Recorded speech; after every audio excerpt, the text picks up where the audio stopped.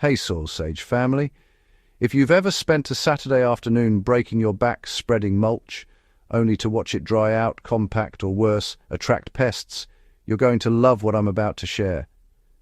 Imagine a garden where the soil stays cool, moist, nutrient-rich, and protected from weeds, without hauling wheelbarrows of mulch ever again. Sounds like magic, right?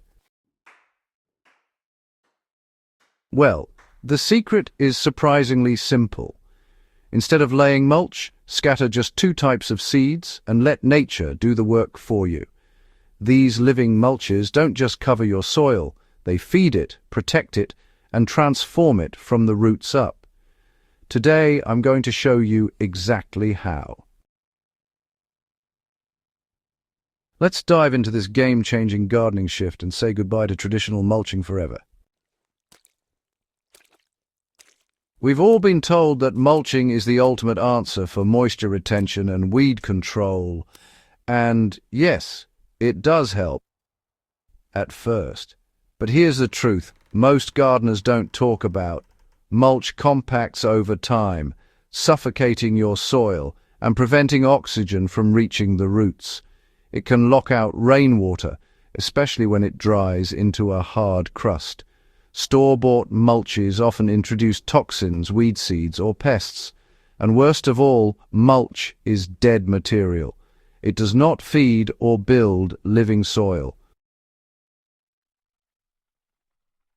If your goal is convenience, sustainability, and long-term soil health, there's a powerful alternative, and it starts with something alive. Instead of spreading dead matter over your beds, you can plant living mulch. Fast-growing ground covers that protect your soil just like mulch, but with supercharged benefits. They shade the soil, keeping temperatures stable and moisture locked in. They prevent weed germination by creating a natural green canopy. They feed soil microbes with root exudates every single day. They break up compacted soil with fine roots. They attract pollinators and beneficial insects. And they fix nitrogen and add organic matter, unlike dead mulching materials. And the best part? Once established, they reseed and maintain themselves with almost no work from you. So what are these miracle seeds? If you want a ground cover that works non-stop for your soil, white clover is your best friend. This humble plant is one of the most powerful living mulches you can grow. White clover forms a dense, soft carpet that, well, shades the soil like a natural umbrella. It fixes nitrogen from the air and feeds your crops continuously. Plus, it attracts pollinators, boosting fruit set on veggies and trees nearby. It blocks weeds without choking your main crops, and it stays low, so it doesn't compete for light or require constant trimming. Unlike bark mulch, which just sits there, clover is constantly pumping life into your soil through its roots. So, the timing here is key. Just broadcast the seeds in early spring or right after you've planted your main crops. Next, you'll want to lightly scratch the soil and then scatter the seeds by hand. There's really no need to bury them deep. Give them one good watering to help them sprout, and after that, honestly, clover pretty much takes care of itself.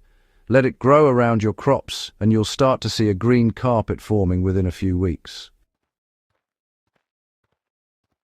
You'll instantly notice the difference in moisture, worm activity, and soil softness. It's almost like giving your garden a protective green skin, really. If clover is the long-term living mulch, then buckwheat is your fast-acting soil hero. It grows insanely fast. We're talking full cover in about 14 to 21 days.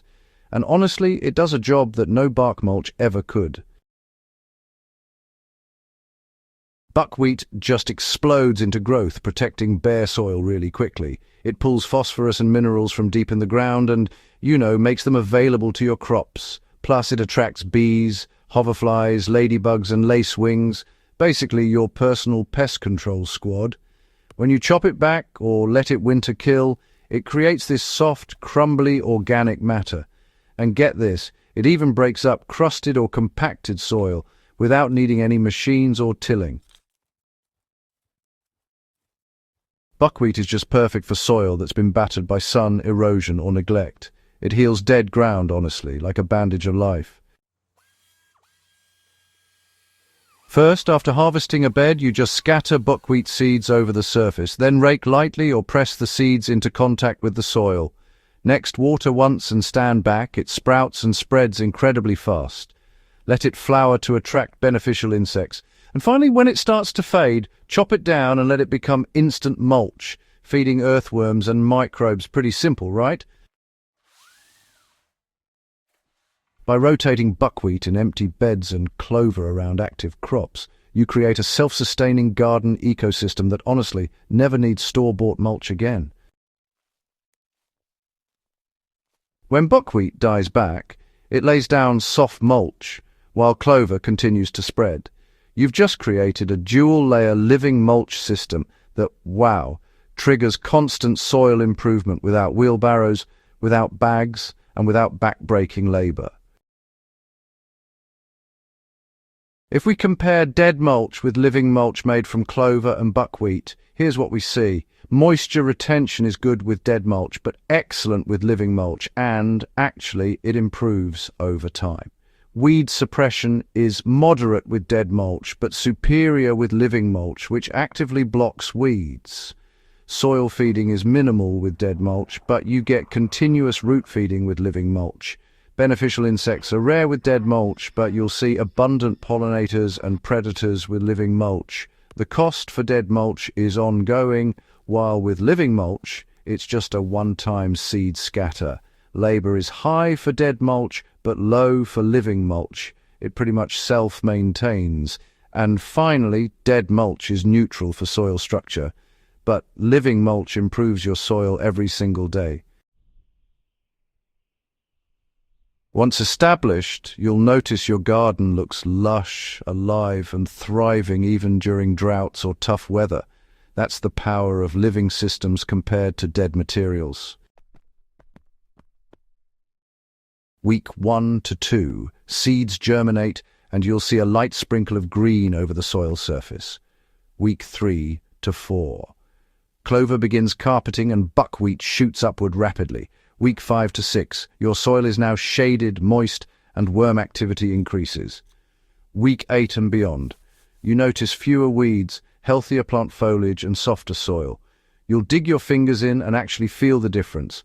Cool, crumbly, full of life.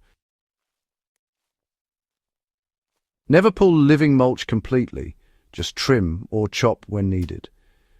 Let some clover and buckwheat flower and reseed naturally. This keeps the system self-sustaining. Use scissors instead of tilling. If things get too thick, just clip and drop.